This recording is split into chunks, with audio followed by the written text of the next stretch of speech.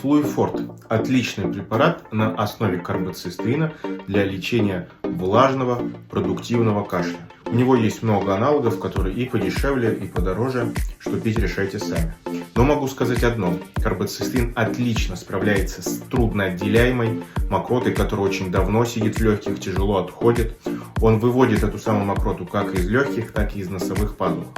Лучше, конечно, пить данный препарат по рекомендации врача, потому что лучшие лекарства – это лекарства, назначенные врачом.